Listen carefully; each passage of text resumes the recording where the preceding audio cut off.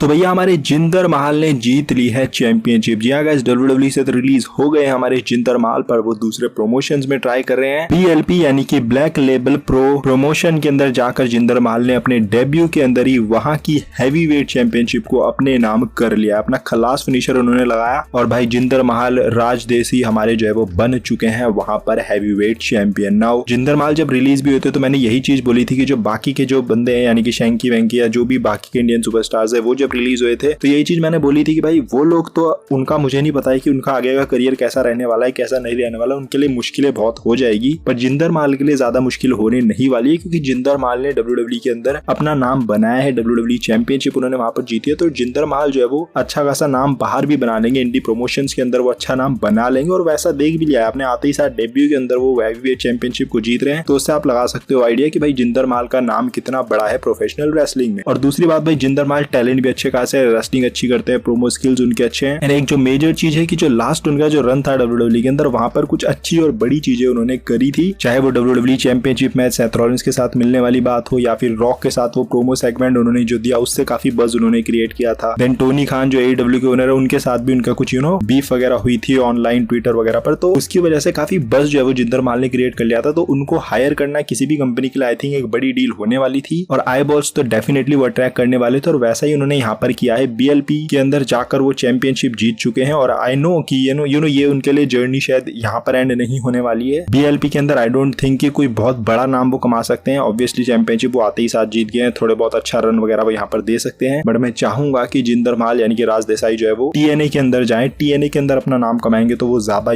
बड़ी चीज रहेगी उनके लिए, क्योंकि TNA के अंदर अगर नाम कमाते हैं या इवन AEW के अंदर नाम कमाते हैं तो फिर WWE के अंदर वो आगे आकर जो है वो काफी बड़ी चीजें कर सकते हैं। बट हाँ, आप कह सकते हो कि शुरुआत उनकी अच्छी हो चुकी है इंडी प्रमोशंस में कि जाते ही साथ उन्होंने एक इम्पैक्ट जो है वो डाल दिया है। अब लेट्स सी आगे का रन उनका कैसा रहने वाला है। हो कि वो यहाँ पर अपनी चीजें करें जल्दी से जल्दी और उसके बाद फिर वो किसी बड़े प्रमोशंस में जाए, चाहे वो AEW हो चाहे वो TNA हो। मैं चाहूंगा कि वो वो TNA के अंदर जाए रेदर देन AEW के अंदर, अगर उनके पास ये ऑप्शन होता है, क्योंकि TNA में इस वक्त मेरे हिसाब से AEW से ज्यादा बड़ी डील इस वक्त TNA है, क्योंकि TNA अच्छा काम कर रही है। TNA उन्होंने अपना नाम भी वापस से वही फॉर्म कर लिया है TNA, तो TNA में जाना मेरे हिसाब से ज्यादा बेटर रहेगा जिंदर महल के लिए, राजदेसी के लिए रेदर देन AEW। बाकी अगर AEW में भी जाते हैं तो कोई ऐसा नहीं कि कुछ खराब हो जाएगा, पर ये है कि जहां भी वो जाते हैं आगे का उनका रन काफी अच्छा होने वाला है, क्योंकि इवेंचुअली WWE के अंदर भाई जिंदर महल तो आपको देखने को मिल जाएंगे। बाकी जो बंदे रह गए हैं हमारे शैंकी हो या वीर महान हो, सांगा हो, इन लोगों को देखकर मैं अभी श्योर नहीं हूँ कि इनका आगे का करियर कैसा रहने वाला है, आगे के प्रमोशन में ये क्या करेंगे क्या नहीं करेंगे। बट जिंदर महल के लिए मैं श्योरिटी दे सकता हूँ कि वो बाकी इंडी प्रमोशंस में जाकर भी ठीक ठाक अपना नाम कमाएंगे और वापस कभी ना कभी तो WWE के अंदर वापस आने वाले हैं। एक इंटरेस्टिंग चीज भी उन्होंने रिसेंटली अभी बोली, जहां पर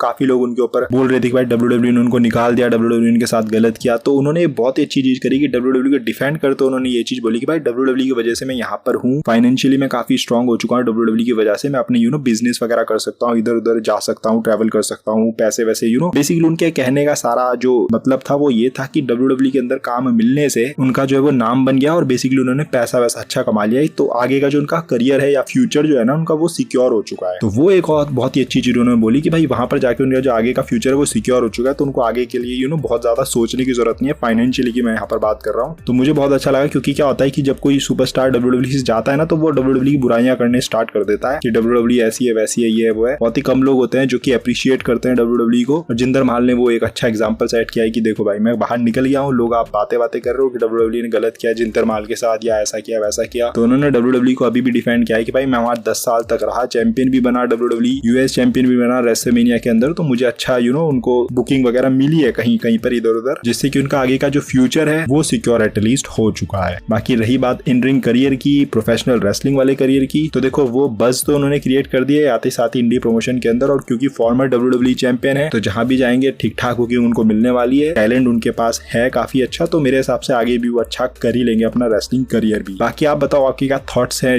जिंदर महल को लेकर, जिस तरीके से वो चैंपियन बने, क्या आप कहना चाहते हो उनके बारे में, कमेंट सेक्शन में बताओ। बाकी अगर ये वीडियो आपको अच्छी लगी तो don't forget to like, comment and smash subscribe button. मिलते हैं अगली वीडियो के अंदर, till then love you all and do not give up, just keep fighting.